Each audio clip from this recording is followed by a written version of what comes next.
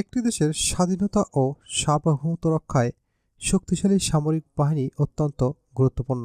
শুধু দেশের সুরক্ষাই নয়, অন্য দেশের বিরুদ্ধে যুদ্ধ ঘোষণা এবং বিশ্বমঞ্চে নিজের প্রভাব বিস্তারেও সামরিক শক্তি অন্যতম বিবেচ্য বিষয়। আর এজন্য বিশ্বের প্রতিটি দেশ তার সামরিক শক্তিকে প্রতিনিয়ত বাড়ানোর চেষ্টা করে থাকে। অনেক দেশ বিলিয়ন ডলার ব্যয় করে শুধু এই সামরিক খাতে। বাংলাদেশও তার সামরিক খাতকে অত্যন্ত গুরুত্ব দিয়ে থাকে।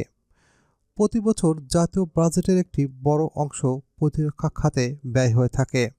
বাংলাদেশ সামরিক বাহিনীর সদস্যরা বিভিন্ন দেশের সামরিক মহড়া এবং প্রশিক্ষণে অংশ নেয়। এমনকি জাতিসংঘের শান্তিরক্ষী মিশনেও তারা গুরুত্বপূর্ণ ভূমিকা রেখে চলছে। বাংলাদেশ 1971 সালে 9 মাসের দীর্ঘ একটি যুদ্ধের মাধ্যমে স্বাধীন দেশ হিসাবে আত্মপ্রকাশ করে। সেজন্য অনেকেই জানতে চান, নতুন কোনো যুদ্ধে জড়ালে বাংলাদেশ আবারও জয়ী হবে কিনা। আবার অনেকেই জানতে আগ্রহী বাংলাদেশের সামরিক বাহিনীর সক্ষমতা কতটুকু এবং বিশ্বের মধ্যে বিশেষ করে এশিয়ায় সামরিক শক্তিতে বাংলাদেশের অবস্থান কত।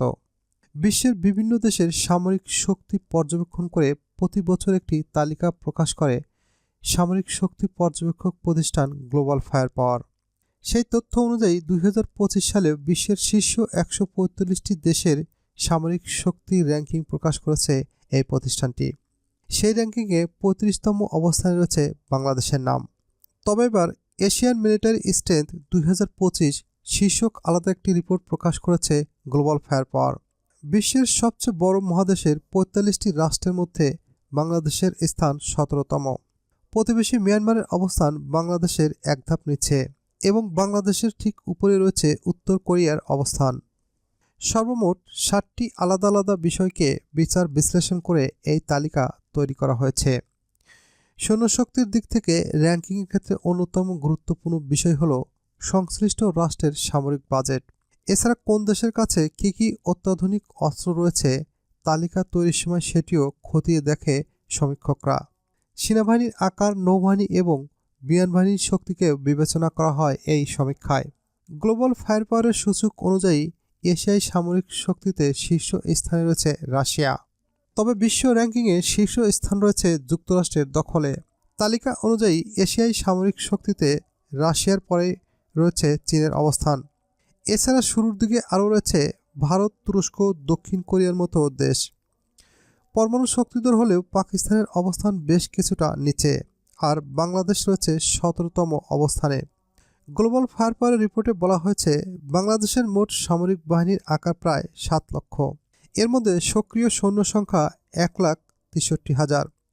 বাংলাদেশ বিমানবাহিনীতে রয়েছে 17,400 সদস্য এবং নৌবাহিনীতে রয়েছে 25,100 নৌসেনা। এছাড়া এই রিপোর্টে বলা হয়েছে বাংলাদেশের মোট জনসংখ্যা 16 কোটির বেশি।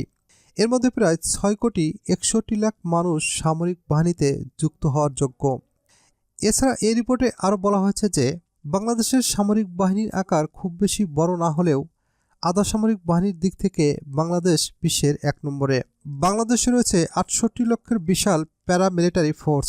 যুদ্ধ বা রাষ্ট্রের যে কোনো জরুরি প্রয়োজনে তারা সহায়ক শক্তি হিসেবে কাজ করতে পারেন। বাংলাদেশ সবসময় তার সামরিক বাহিনীকে শক্তিশালী এবং আধুনিকায়ন করার চেষ্টা করে আসছে। তারই অংশ হিসেবে যুক্তরাষ্ট্র, চীন, তুরস্ক সহ বিভিন্ন দেশ থেকে সামরিক সরঞ্জাম কিনে থাকে বাংলাদেশ। বাংলাদেশ তার নৌবাহিনীর জন্য সাবমেরিন কিনেছে, তুরস্ক থেকে অত্যাধুনিক ড্রোন ও টাইগার মিসাইল কিনেছে সেনাবাহিনীর জন্য, এবং বাংলাদেশ তার বিমান বাহিনীর আধুনিকায়নে অত্যাধুনিক যুদ্ধবিমান কেনার প্রচেষ্টা চলমান রয়েছে।